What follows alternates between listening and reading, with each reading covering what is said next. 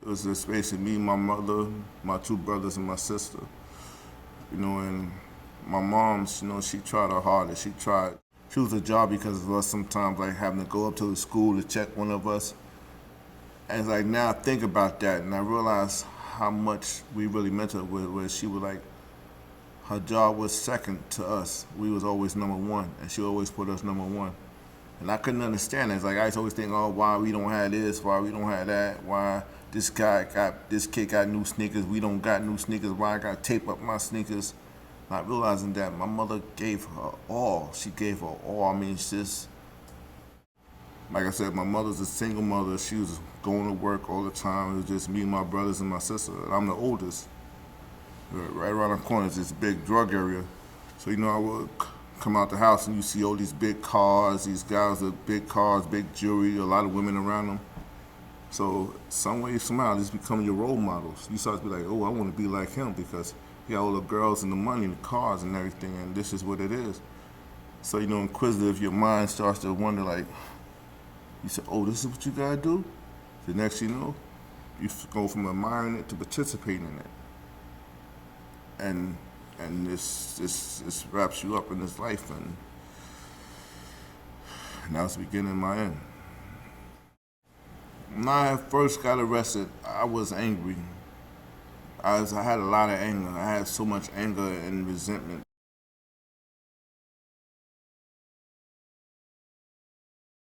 I was married this time. I called my wife that day.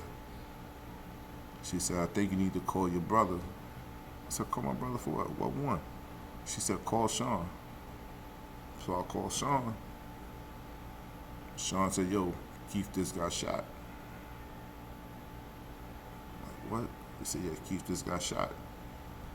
And at that moment, a moment of empathy hit me, where I can understand what Jeff's family went through.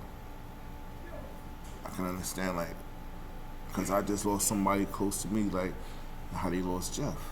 So empathy hit me where it's like, even though I didn't really want to accept it, but it hit me. It started to hit me. It's like, it's hit me. And I'm like,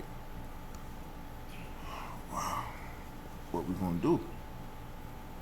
You always say sorry, but sorry is not enough. Sorry could never do it. It's not. I don't think it's really what you can say. It's what you have to show.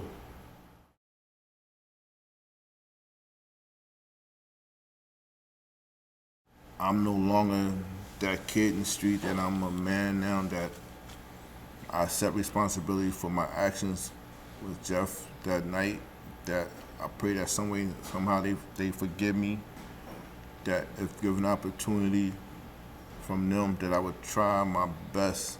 I could never replace Jeff, but I would try my best to do whatever I can do to help you and assist you and make your life easy, whatever it may be.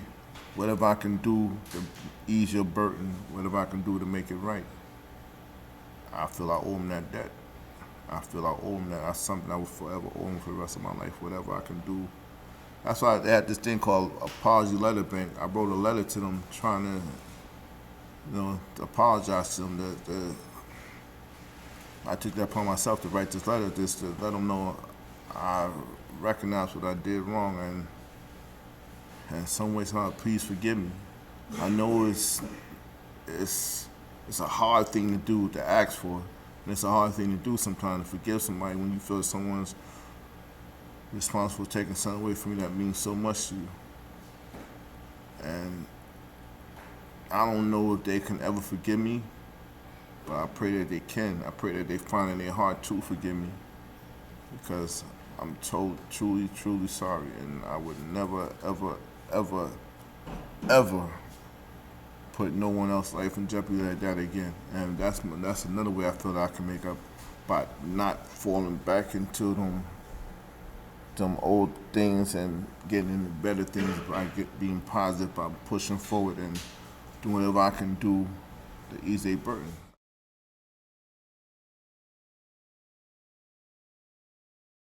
Her name's Damella Elizabeth Marie Williams. She's the light of my life. My dad is like my best friend. To hear this person telling that she love you, and you never really been there for her, but she's telling that she loves you.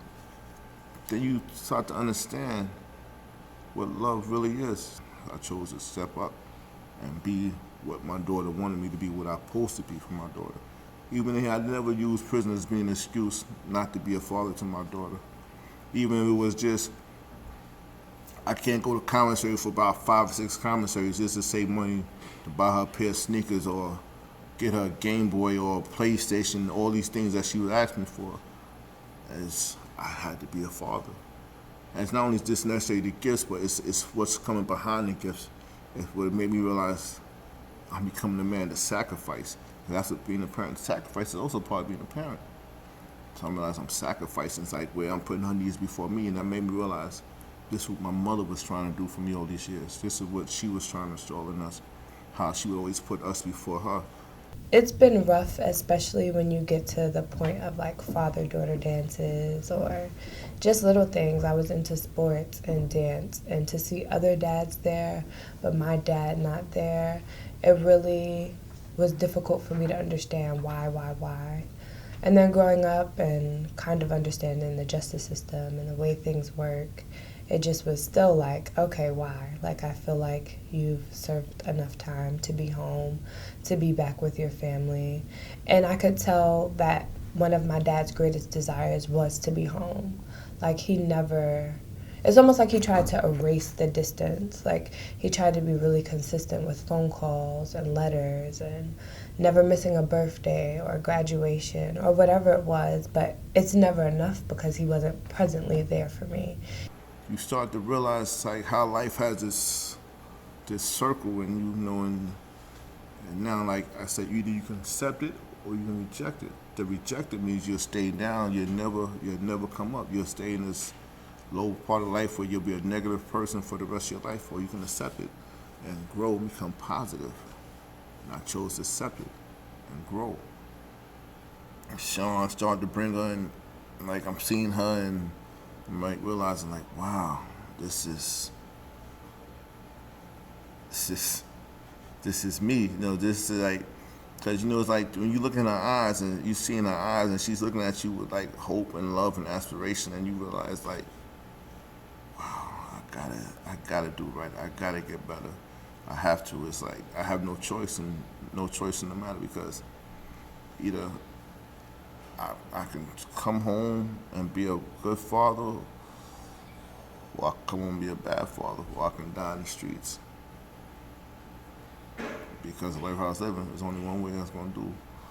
Either I can die or I can live. So I chose to live.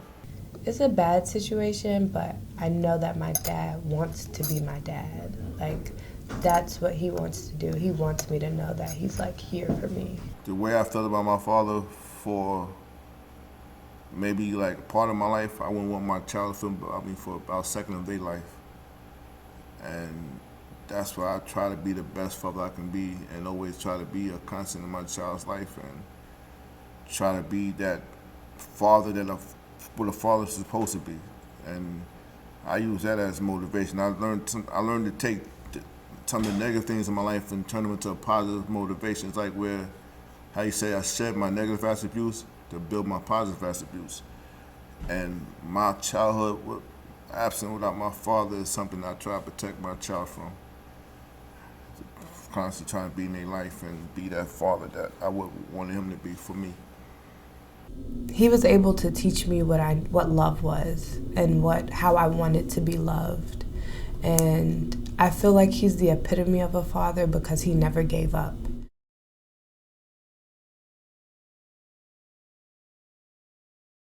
All right, well, this is my my big brother, Khalil Abdul Aziz. I'm Sean Collins. I try to be everything he needs. When he needed, I'm here for him. I try to keep him grounded, keep me grounded. We're each other's confidants. After losing Keith and me coming to jail, I know that rocked Sean. I know that destroyed him. That broke him. And I seen in his eyes, and for a minute I didn't know how to really like grab a hold of him and tell him, because at that stage I'm still trying to like put me together. I'm like trying to figure how After I'm upstate, 1993, Darmella's 3, I'm 23, and Sean is 20 years old. So I'm like, okay, this is what I gotta do. So I tell Sean, listen, man, get out the streets. My mother moved to Manchester, New Hampshire at this time. Go up to Manchester, stay with mommy. Do something. Get out of New York. Sean listened. Sean went to Manchester. Sean learned welding. I'm like, all right, that's one thing I got accomplished. You know, he's doing what he's supposed to do. Now I'm working with Darmella, and now I need help because her mother's like, I'm not gonna bring her, but if you get somebody to bring up there to see you, I'll do that for you.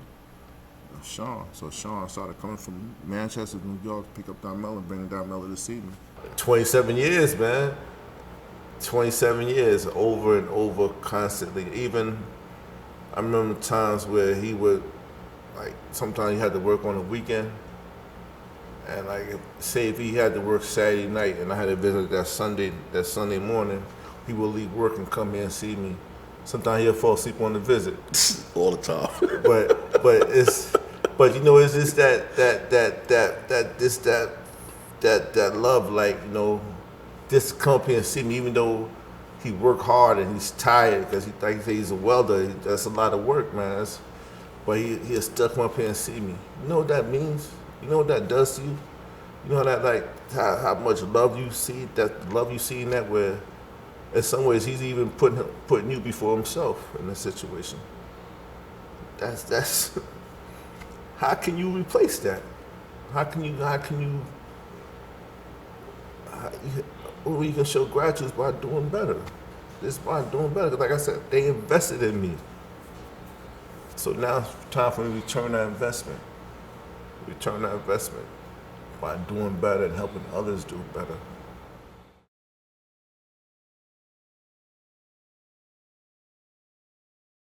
To see Darmella, it stirs something up in me. It really like made me want to be a better person. It made me want to be a father. I said, well, it came to the point where I said, I don't even want to be Robert Collins anymore. I just want to just lose that whole persona. So I think it was like 2000, I just changed my name, you know, and I was like, and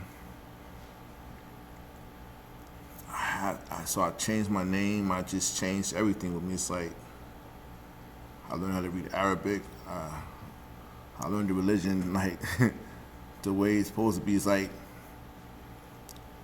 even like now, like on Ramadan, I'm up 2:30 in the morning praying. Right now I'm up 2:30 in the morning, getting up 2:30 in the morning to make my prayers. It's like I internalize this so much, and I really have to say it's the religion because it's my purpose. It's what made me grow. It's a quote that I was saying to Alvin one time. It's a little quote in the Quran. It's in Surah 5, Ayat 32, where it says that the take of life is that you kill all humanity, but the save of life is that you save all humanity. And like where I really I see how valuable life is and the meaning of life, and becoming a Muslim has helped me see like everybody has rights. It's something that it humbles you. It makes you realize that there's something much greater than you. Like you right now going through the month of Ramadan, and it's all a total humble experience because you realize that you have a creator and everything you're doing is to please your creator. Because one thing you know that at the end you will be judged, and you won't be judged wrong. You'll be judged according to what you do. So you have to try to live your life the best way as possible, do as much good as possible, and be fair and just to people because you want to be treated fair and just when you go in front of your creator. I really think it's my religion that has brought me to that stage in my life where I'm totally at peace. It's like I haven't had a disciplinary sanction since 1995, and that's because of this, because I stay away from things. I don't get caught up in things. It's like, and me, myself personally, I'd rather somebody hate me for being right than to love me for being wrong.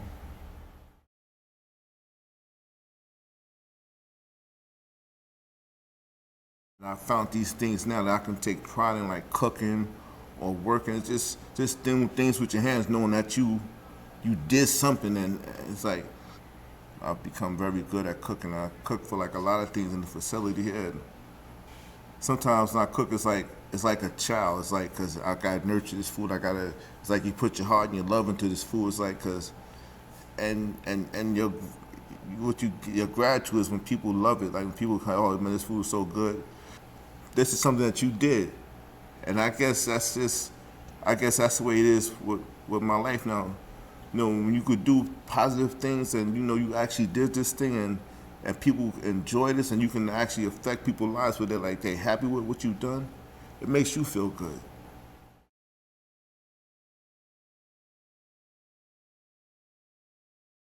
He'll be very secure in his life from here forward.